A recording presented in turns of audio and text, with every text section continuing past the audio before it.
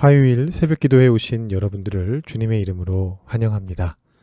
오늘 우리에게 주시는 하나님의 말씀은 구약성경 전도서 2장 1절부터 11절까지의 말씀입니다. 전도서 2장 1절부터 11절까지의 말씀을 봉독하도록 하겠습니다. 나는 내 마음에 이르기를 자 내가 시험 삼아 너를 즐겁게 하리니 너는 낙을 누리라 하였으나 보라 이것도 헛되도다. 내가 웃음에 관하여 말하여 이르기를 그것은 미친 것이라 하였고 희락에 대하여 이르기를 이것이 무슨 소용이 있는가 하였노라. 내가 내 마음으로 깊이 생각하기를 내가 어떻게 하여야 내 마음을 지혜로 다스리면서 술로 내 육신을 즐겁게 할까? 또 내가 어떻게 하여야 천하의 인생들이 그들의 인생을 살아가는 동안 어떤 것이 선한 일인지를 알아볼 때까지 내 어리석음을 꼭 붙잡아 둘까 하여 나의 사업을 크게 하였노라. 내가 나를 위하여 집들을 짓고 포도원을 일구며 여러 동산과 과원을 만들고 그 가운데에 각종 과목을 심었으며 나를 위하여 수목을 기르는 삼림에 물을 주기 위하여 못들을 팠으며 남녀노비들을 사기도 하였고 나를 위하여 집에서 종들을 낳기도 하였으며 나보다 먼저 예루살렘에 있던 모든 자들보다도 내가 소와 양떼의 소유를 더 많이 가졌으며 은금과 왕들이 소유한 보배와 여러 지방의 보배를 나를 위하여 쌓고 또 노래하는 남녀들과 인생들이 기뻐하는 처첩들을 많이 두었노라. 내가 이같이 창성하여 나보다 먼저 예루살렘에 있던 모든 자들보다 더 창성하니 내 지혜도 내게 여전하도다. 무엇이든지 내 눈이 원하는 것을 내가 금하지 아니하며 무엇이든지 내 마음이 즐거워하는 것을 내가 막지 아니하였으니 이는 나의 모든 수고를 내 마음이 기뻐하였음이라. 이것이 나의 모든 수고로 말미암아 얻은 몫이로다. 그 후에 내가 생각해 본즉 내 손으로 한 모든 일과 내가 수고한 모든 것이 다 헛되어 바람을 잡는 것이며 해 아래에서 무익한 것이로다. 아멘. 어제 1장을 이야기하면서 이 1장이 프롤로그에 해당하는 전체 전도서를 개관하는 내용들을 담고 있다라고 그렇게 말씀을 드렸습니다. 일종의 서론이고요. 논문 같은 걸로 친다면 이 논문 앞에 달려있는 요약인 초록, 앱스트랙트에 해당하는 내용이었습니다. 프롤로그를 끝낸 전도자는 이제 사례 연구에 들어갑니다. 자신의 삶 속에서 묵상하고 관조한 내용을 구체적으로 풀어내기 시작하는 것입니다. 그런데 오늘 이야기를 하기에 앞서서 한 가지 짚고 넘어가야 될 것이 있습니다. 그것은 이 전도서의 저자가 누구냐라는 것입니다. 이것을 이해하는 것이 오늘 본문의 이해와도 밀접한 관련이 있습니다. 여러분들께서 전도서와 관련된 해설 성경 같은 것을 읽어보시면 대개 전도서의 저자를 솔로몬이라고 말하는 것을 발견하시게 될 것입니다. 그것은 유대교의 전통에서 비롯된 것입니다. 유대교의 랍비들은 솔로몬과 밀접한 관련이 있는 것으로 보여지는 세 개의 책, 바로 잠언과 전도서와 아가서를 솔로몬이 직접 지은 책이라고 그렇게 간주했습니다. 이 책들은 우리말 성경에도 고대 헬라어 번역 성경의 틀을 따라서 이게 시편 뒤에 나란히 잠언, 전도서, 아가서가 붙어 있죠. 그런데 유대교의 랍비들은요, 이 세 책이 성격이 너무나 다르다라는 것 때문에 당황했습니다. 우선 아가서는 여러분 읽어보셨기 때문에 아시겠습니다만 너무 대놓고 사랑 노래입니다. 하나님에 대한 이야기는 거의 나오지 않습니다. 물론 이 아가서를 알레고리적으로 해석한다면 그 사랑이 하나님과 백성들 사이의 사랑이다라고 그렇게 간주할 수 있겠습니다만 그렇다 쳐도 여전히 문제인 것이 이 아가서의 생기발랄한 그런 모습들이 전도서에 있는 허무주의하고는 좀처럼 연결이 되지가 않습니다. 그리고 어제 설명드렸던 것처럼 이 전도서는 어떤 전통적인 신학, 전통적인 어떤 지혜에 반발하는 그런 내용을 담고 있는데 이것은 또한 전통지혜의 대명사나 다름없는 이 잠언하고도 잘 연결이 되지 않습니다. 솔로몬이 이 세 책을 모두 다 지었다면 어떻게 이런 내용적인 차이가 생겨나느냐. 그것이 단순한 차이도 아니고 내용적으로나 형식적으로나 그야말로 극과 극의 결과물이 나올 수가 있느냐. 이것이 바로 유대 랍비들의 미스터리였습니다. 랍비들은 이런 해결책을 찾아냈습니다. 아가서와 잠언과 전도서는 솔로몬의 나이에 따른 신앙의 성숙과 신학적 발전을 드러내고 있다. 제가 지금 방금 말씀드린 그 순서대로 아가서는 솔로몬이 젊었을 때에 경험했던 사랑을 노래한 것이고, 잠언은 한참 왕으로 다스리며 그 나라의 통치 원리를 깨달았을 때 쓴 것이고, 전도서는 솔로몬이 늙어서 이제 죽음을 앞두면서 생겨나게 된 어떤 회의를 신앙적으로 다룬 성숙한 그런 신앙을 다루고 있는 책이다. 이렇게 이제 간주를 한 것입니다. 그런데 문제가 하나 있습니다. 지금 말씀드린 것은 어디까지나 유대 랍비들의 해석입니다. 개신교는 유대교나 가톨릭의 전통과 단절해서 오직 성경만을 중요시하게 되었습니다. 그래서 그 이전에 유대교나 가톨릭에서 성경에 없는 부분은 이런 식으로 해석하는 게 맞아, 이렇게 식으로 자체적으로 세워놨던 그 전통들에 대해서 거부했습니다. 오직 성경 자체만이 성경을 해석할 원리가 된다라고 그렇게 주장했습니다. 그게 바로 솔라 스크립투라라는 말이 의미하는 바죠. 종교개혁의 정신이었던. 그런데 이 유대교가 세워놓은 해석적 전통인 전도서의 솔로몬 저자설에 대해서는 별다른 비판 없이 받아들여서 그대로 사용하는 그런 교파들, 그런 교회들이 많이 있습니다. 우리는 개신교의 방식대로, 종교개혁의 정신대로 성경 자체만을 한번 살펴보기를 원합니다. 이 성경은, 전도서는 자신의 저자에 대해서 무엇라 말하고 있습니까? 솔로몬의 이름이 드러내놓고 나오고 있는 잠언과 아가서와는 다르게 전도서에는 솔로몬의 이름이 등장하지 않습니다. 다만 암시적으로 솔로몬이 연상되는 그런 존재가 나타나기는 합니다. 이를테면 1장 1절에서 전도서는 다윗의 아들 예루살렘 왕 전도자의 말씀이다 라고 말하고 있습니다. 솔로몬이란 이름은 없지만 이 내용을 읽어보면 왠지 솔로몬 같죠. 다윗의 아들이야 뭐 솔로몬만 있는 건 아니겠습니다만, 다윗의 아들 중에서 예루살렘 왕이다라는 그런 호칭을 받을 만한 사람은 솔로몬밖에 없습니다. 뭐 굳이 따지자면 우리가 사무엘하를 읽으면서 보았던 그 반란을 일으켜서 예루살렘에서 왕이 됐던 압살롬도 뭐 포함되겠습니다만, 압살롬이 뭐 그 짧은 시간에 반란 일으킨 상태에서 이런 글을 썼다라고 믿기는 어렵습니다.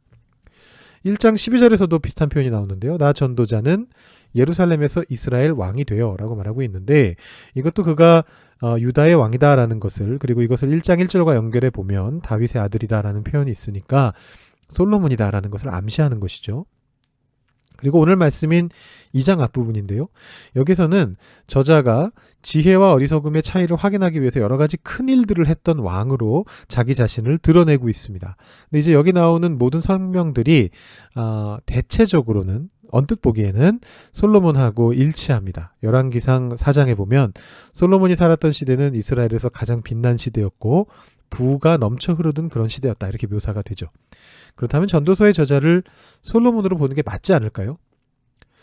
문제는 이 전도서에서 몇몇 장면들이 저자를 솔로몬으로 보기 어렵게 만든다라는 것입니다. 제가 방금 전에 이 2장의 묘사가 솔로몬과 대체로 표면적으로 일치한다라고 말씀을 드렸습니다만, 실제로는 뭐 열왕기상 4장이라든가 솔로몬에 대해서 설명하고 있는 내용과 오늘 말씀을 비교해 보면 정확히 맞아떨어지진 않습니다. 오늘 전도서 2장에서의 말씀과 더 가까운 존재는 사실 솔로몬이라기보다도 메소포타미아 지역에서 왕이었던 존재, 뭐 바벨론의 느부갓네살이라던가 아니면 그 이전에 아수르의 왕이라던가 이런 왕들과 조금 더 연결이 됩니다. 특히 이런 나무로 가득 찬 공원을 세운 것, 이런 식의 묘사들은 사실은 이 메소포타미아 지역하고 좀 더 연결이 됩니다. 그리고 더 중요한 것은 오늘 본문인 2장 7절에 보시면 나보다 먼저 예루살렘에 있었던 모든 자들보다 내가 더 부자였다, 이렇게 기록을 하고 있는데요. 그 같은 표현은 9절에도 나옵니다. 내가 이같이 창성하여 나보다 먼저 예루살렘에 있던 모든 자들보다 더 창성하니 내 지혜도 내게 여전하도다. 이 표현이 좀 문제가 됩니다. 이렇게 질문하실 수 있겠죠. 솔로몬이 가장 부자였던 게 맞으니까 틀린 말은 아니지 않습니까? 문제는 나보다 먼저 있던 모든 자들이라는 표현이죠. 예루살렘은 솔로몬의 아버지인 다윗이 세운 성이고 다윗 이전에는 예루살렘이란 도시 자체가 존재하지 않았습니다. 그리고 솔로몬보다 먼저 예루살렘에 있던 자로서 어떤 부를 가지고 있었던 존재로 등장할 수 있는 사람은 다윗 한 사람밖에 없습니다. 그러니까 나는 나보다 먼저 있었던 예루살렘에 있었던 모든 자들보다 부자였다라는 말은 솔로몬이 말하였다라고 하기에는 좀 이상한 표현이 됩니다. 그렇다면 전도서 저자는 여기에서 왜 솔로몬을 연상시키는 그런 표현들을 사용한 것일까요? 거기에는 이유가 있습니다. 앞서 말씀드렸듯이 2장은 1장의 프롤로그를 이어서 실제 상황에 적용하고 있는 어떤 사례 연구입니다. 쉽게 말하면 케이스 스터디입니다. 이 케이스 스터디를 하기에 있어서 부와 허물을 논할 수 있는 가장 좋은 인물이 누구냐 하면 바로 솔로몬입니다. 그래서 사실은 같은 주제를 논의하실 때 예수님께서도 솔로몬을 소환하셨죠. 이렇게 마태복음 6장에 보면 이런 말씀이 있습니다. 또 너희가 어찌 의복을 위하여 염려하느냐? 들의 백합화가 어떻게 자라는지 생각하여 보라. 수고도 아니하고 길쌈도 아니하느니라. 그러나 내가 너희에게 말하노니 솔로몬의 모든 영광으로도 입은 것이 이 꽃 하나만 같지 못하였느니라. 전도서의 저자는 여기에서 짐짓 자기 자신을 솔로몬과 비슷한 존재로 그렇게 드러냅니다. 똑같지는 않죠. 아까 말씀드렸듯이 묘사가 다릅니다. 그렇지만 솔로몬이 떠올리게 만드는 거죠. 읽는 사람들이 자연스럽게 솔로몬을 떠오르게 하면서 연상하게 하면서 그렇게 나타냅니다. 그러면서 솔로몬이었다면 했을 만한 어떤 그런 말들을 적어 놓은 것입니다. 케이스 스터디를 하는 것이죠. 그런데 그 내용은 사실은 전도서 저자의 말입니다. 성경에 나타난 솔로몬은요, 전도서에 있는 이 2장에 있는 이런 말들을 했다라기에는 너무나 세속적인 삶을 살았던 인물이었습니다. 성경의 어느 구절도 이 전도서의 구절들을 제외한다면 솔로몬이 자신의 부를 허무하게 여겼다거나 말년에 하나님을 향한 신앙으로 분명하게 다시 되돌아왔다 이런 내용을 보고하고 있지 않습니다. 오히려 역사서 속에서 솔로몬은 자신의 이방 처첩들을 위해서 이방 신들에게 제사한 것이 그의 마지막 행적으로서 나타나고 있습니다. 그 결과 하나님께서 진노하셔서 그 나라를 나눠서 여로보암에게 주시죠. 그래서 북이스라엘과 남유다가 나뉘게 됩니다. 그렇기 때문에 아마 이 구절들은 솔로몬이 직접 했던 말이라기보다는 사례 연구로 케이스 스터디라고 보는 것이 맞을 것 같습니다. 이런 내용인 것이죠. 솔로몬과 같은 왕조차도 모든 왕들보다 위대했던 왕, 어떤 부자들보다 부자였던 왕조차도 부유함으로부터 오는 희락으로 만족하지 못하였다라는 것입니다. 사실은 일시적인 만족은 있었습니다. 10절을 보시면 그것들을 행하면서 마음이 즐거웠고 그래서 그 즐거움을 막을 필요가 없었고 그래서 수고로 인해서 얻은 그 몫을 기뻐하였다라고 기록하고 있습니다. 그 내용 자체는 우리가 부정할 것이 아닙니다. 그런데 당사자가 부정을 합니다. 자기 자신이 이렇게 얘기하는 거죠. 11절에서 그는 다시 생각해 보니 그것이 다 헛된 것이었다라고 그렇게 고백을 하고 있습니다. 곧 부와 희락이 순간적인 만족을 줄 수는 있지만 지금 전도자가 고민하고 있는 어떤 궁극적인 의미에 대한 질문에는 아무런 대답을 해줄 수 없는, 그래서 바람을 잡는 것이나 마찬가지인 그런 상황이다라는 것입니다. 여유를 즐기면서 창조적으로 무엇을 만들어내면서 어떤 그런 삶을 즐겨보려고 했는데 그 모든 것들이 아주 잠시간의 효용만 있었고 그 외에는 아무런 쓸모가 없었다라는 것이 밝혀지게 되는 것입니다. 그러자 전도자는 이제 지혜에 대한 연구로 넘어가게 되는데 그것이 바로 이제 내일 본문입니다. 이 내용은 우리가 내일 조금 더 살펴보도록 하겠습니다. 결과적으로 전도자의 첫 번째 사례 연구는 이제 실패로 돌아가고 말았습니다. 솔로몬과 같이 역사상 가장 큰 부를 이루어냈던 왕을 소환했지만 결과가 좋지 않았습니다. 그 부는 일시적인 만족을 가져왔지만 헛된 마음, 허망한 마음을 채워주지는 못했습니다. 이것이 사실 우리도 늘 겪는 일입니다. 돈이 부족할 때에는 돈을 얻기 위해 발버둥칩니다. 그런데 정작 그런 돈을 얻은 뒤에는 돈으로 채울 수 없는 마음의 공허함을 갖게 되는 것이죠. 약 10여 년 전에 한국 사회에서 아주 크게 인기를 끌었던 그런 책이 있습니다. 그 유명한 회사 삼성을 세웠던 이병철 회장이 말년에 겪고 있었던 그 허무함을 달래기 위해서 한 가톨릭 신부님과 그 궁극적인 의미에 대해서 편지를 주고 받았었는데 그 편지 내용을 엮어놓은 이제 그런 책이었습니다. 한국에서 가장 큰 기업, 아주 세계적으로도 가장 큰 기업 중 하나라고 말할 수 있는 그런 기업을 세운 사람도 그 허물을 부유함으로 달래지 못했는데 우리가 아무리 돈을 번들 그것으로 우리의 공허함을 채울 수 있겠습니까? 그럼에도 우리는 눈앞에 놓인 작은 이익 때문에 더 큰 것을 놓치게 되는 경우가 얼마나 많던가요? 이 시간 기도하실 때 오늘 말씀을 묵상하시면서 우리 눈앞에 작은 이익을 위해서 이웃에게 해를 끼치거나 하나님의 뜻을 저버리는 행동을 하지 않도록 오늘 하루의 삶을 지켜주시옵소서 이렇게 기도하시면서 나아가시기를 원합니다. 제가 기도하고 여러분들 이렇게 같은 기도 제목을 가지고 기도하시고 또 개인 기도하시고 오늘 새벽 예배를 마치시면 좋겠습니다. 기도하겠습니다. 하나님, 오늘 전도서 2장의 말씀을 보았습니다. 여유롭게 창조적으로 무언가를 만들어내면서 부유함을 즐기면서 그 모든 것들을 즐겨보았지만 그것이 잠시간의 소용밖에 없었다라고 고백하는 솔로몬의 목소리, 전도자의 목소리를 들었습니다. 하나님, 우리도 우리 눈앞에 놓여져 있는 작은 이익을 탐하면서 그것을 즐기다가 더 큰 것을 놓치게 될 때가 있었음을 주님 앞에 고백합니다. 사람과의 관계가 훼손된 적도 있었습니다. 이웃에게 해를 끼쳤던 적도 있었습니다. 하나님의 뜻을 저버리는 때도 있었습니다. 하나님, 우리 눈앞에 그 작은 이익 때문에 그런 삶을 살지 않기를 원합니다.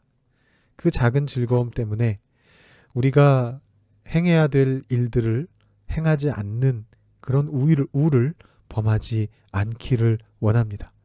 오늘 하루의 삶을 주님 앞에 올려드리오니 우리에게 주님의 지혜를 허락하여 주셔서 오늘 하루 동안 주님의 뜻을 행하며 우리 주변에 하나님께서 보내주신 사람들에게 주님의 사랑과 주님의 복음을 전하며 주님의 공의가 이루어지게 되는 그런 놀라운 삶들을 살아나가실 수 있는 우리 성도님들 한 분 한 분 되시도록 주님께서 함께하여 주시고 그 손을 붙잡아 주시고 함께 동행하여 주시옵소서. 오늘 하루의 삶을 주님께서 지켜주시길 소망하며 예수님의 이름으로 기도드립니다. 아멘. 오늘도 주님 안에서 승리하시는 삶을 사실 수 있기를 바라고요. 우리 이 기도 제목으로 함께 기도하시고 마치도록 하겠습니다. 기도하겠습니다.